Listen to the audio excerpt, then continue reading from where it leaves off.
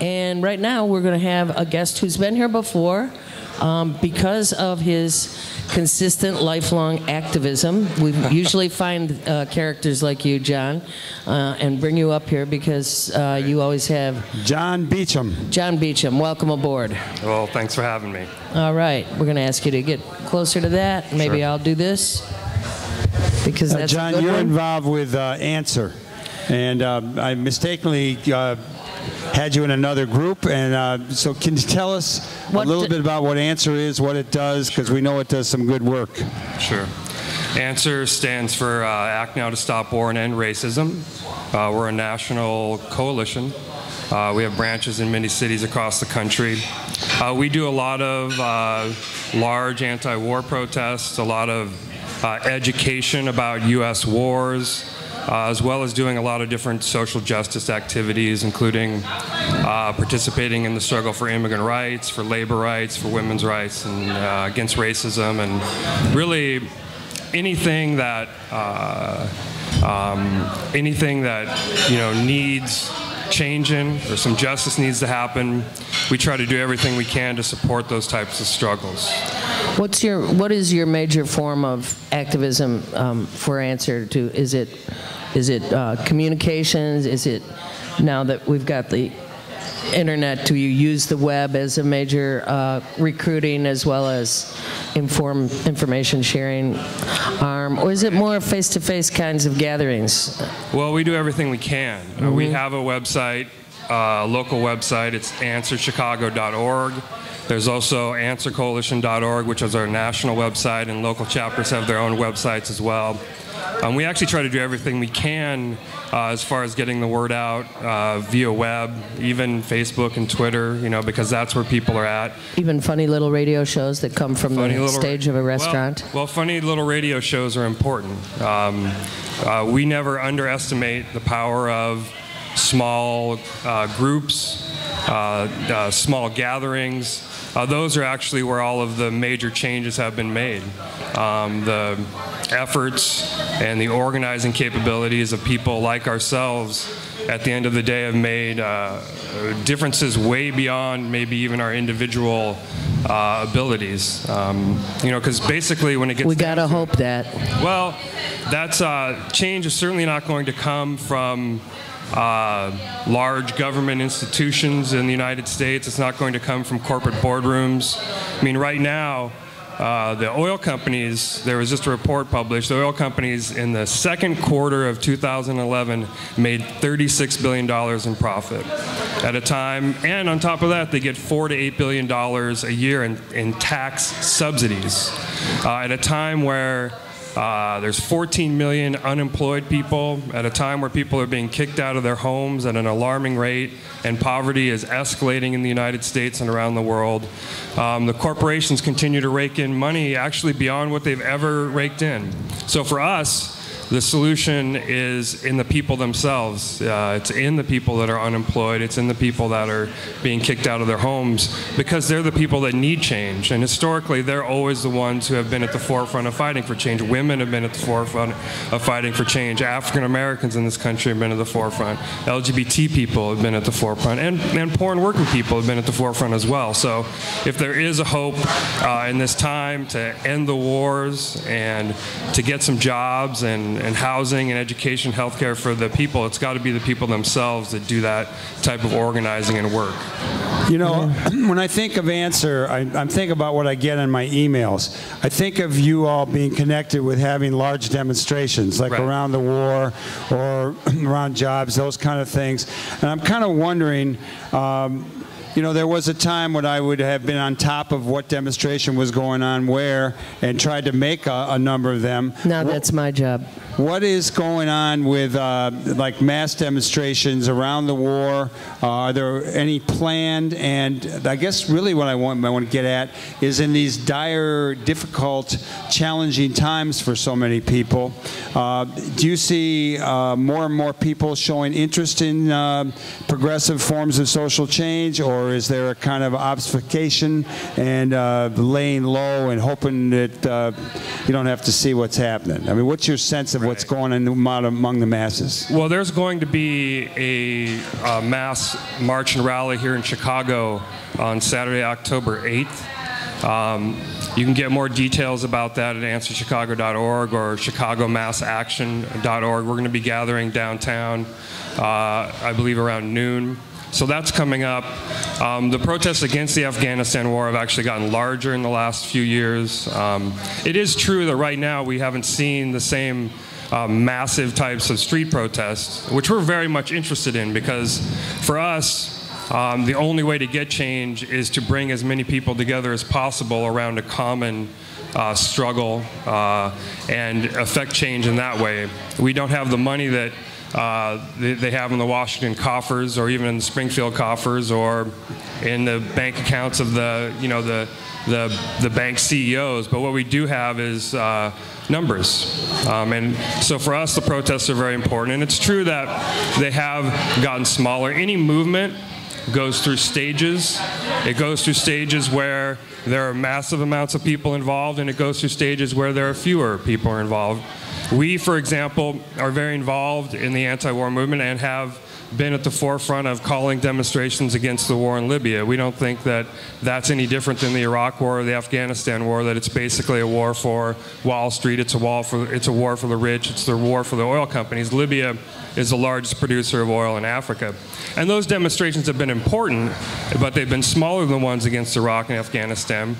But probably because a lot of people don't understand what you just said. But I'll tell you who does understand it more than any community in the United States. It's the African American community. Yeah. The demonstrations have been largely, even though they've been smaller, they've been the vast majority of people there have been African American. And the reason is because they understand what goes on in Africa. They understand the situation that the African people face more than anyone else. They understand that the British and the French and the U.S. are the former colonizers and enslavers of them as a people and of the continent of Africa, and that the U.S. doesn't have any good intentions in the Libyan conflict. And they've come out in massive numbers to not only protest, but we, for example, had Cynthia McKinney on a nationwide tour. She just went to Libya to witness firsthand the devastation that's being caused by the NATO bombing. Because the NATO bombing, just like in Iraq and Afghanistan, they're targeting hospitals, they're targeting schools, they're targeting the water infrastructure of Libya.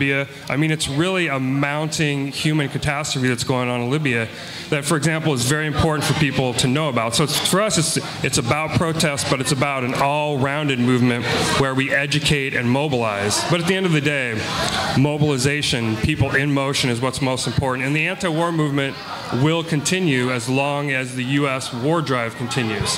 People in the U.S., and I'll just say one more thing about the U.S. war drive. It's that the mass majority of people, it's true that a majority of people went along with the war in Afghanistan. There was resistance to the war. There were mass protests. But, there was a majority of the people that were for the war in Afghanistan. That lessened in the war in Iraq. And now with the war in Libya, even though people are confused, according to all polls, the vast majority of people are against it. So we believe it's really only either just around the corner or coming up very shortly that the anti-war movement will rise again, because people want money spent on things they need, not on the war. That's clear from what we've been seeing. You are listening to Live from the Heartland on WLW 88.7, Chicago Sound Alliance. Michael James and Katie Hogan here, and we're talking with John Beacham from Answer. And one of the reasons that you ended up being on the show today is that our producer, Daniel came up with I guess an email, and there was something about Cuba. Right. And as those of you who pay attention may know, July 26th is kind of the anniversary of the Cuban revolutionary movement. And why don't you share briefly in our closing moments of this segment what's going on around Cuba, say with travel, transformations in the government, anything you would like to share about Cuba? Right. I mean, I'll keep it very simple. We're having an event tonight at our office at 6 o'clock. It's 4802 North Broadway, number 202, and you buzz Answer Chicago or call 773-463-0311. the reason why we're holding the event, and we are holding it to coincide with July 26th, that is the movement that overthrew the U.S.-backed the dictator in Cuba, Batista, was called the July 26th movement. The reason why we hold events like this, which we're holding all across the country, is because we want to educate people about Cuba. The government and the media have lied about Iraq and Afghanistan. They're lying about Libya right now. But there's perhaps no other place that they've lied about for so long. That's the truth. Boy, is that ever true. Right, about Cuba.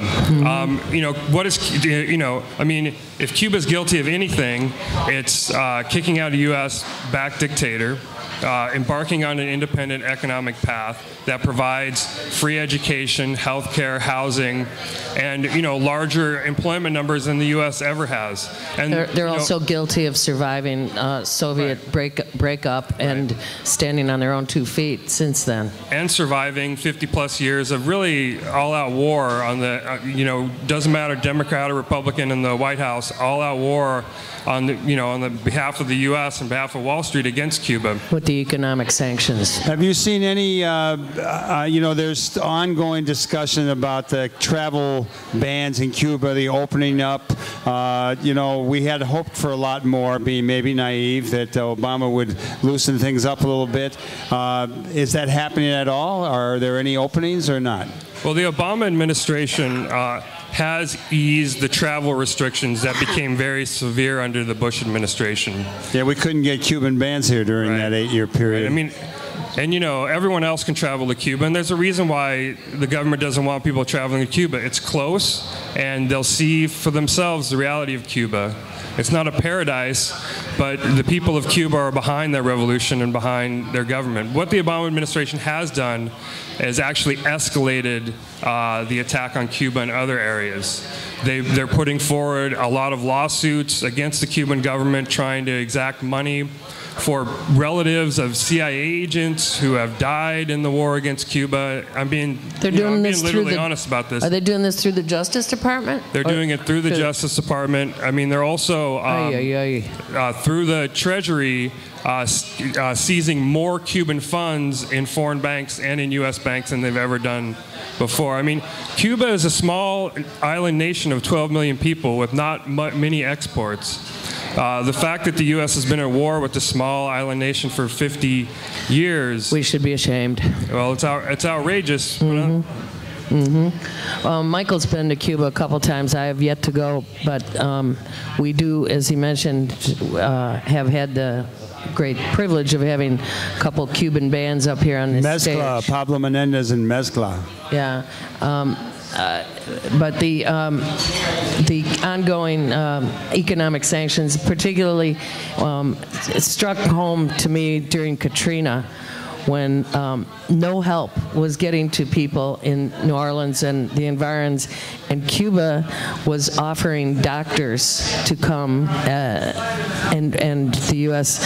refused that help. I mean, Cuba is particularly good at training doctors. They got doctors in every hotel, every corner, every community organization. They got a plethora of doctors. Well, and it's not the education that our doctors get, but it winds up with the same talents and skills. I mean, they are great teachers. We should be following their example on how to train healthcare workers. Whether you call them doctors or assistants, they have it down, and it's embarrassing to say the least. So, John, one more time, your event tonight? Yeah.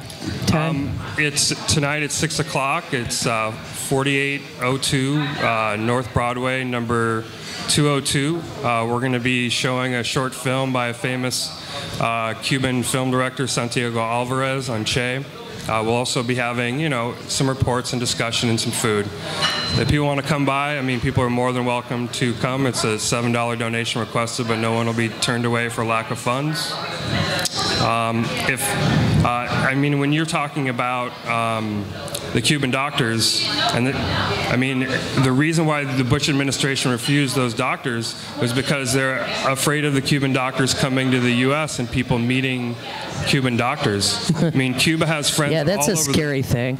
Cuba has friends all over the world because of the thousands of doctors that have been sent out like a humanitarian army from Cuba into Latin America. And Cuban Africa. doctors and Cuban boxing coaches go everywhere in the world. And also Cuban volunteers. You know, the Cuban military sent 200,000 volunteers to Angola to defeat a South African invasion that the U.S. was backing and funding at that time. Many people may not realize at this point that the U.S. was a major ally and funder of the South African government during apartheid and encouraged them to invade Angola, which had their own revolution, decided to embark on an independent path in Africa. But we digress.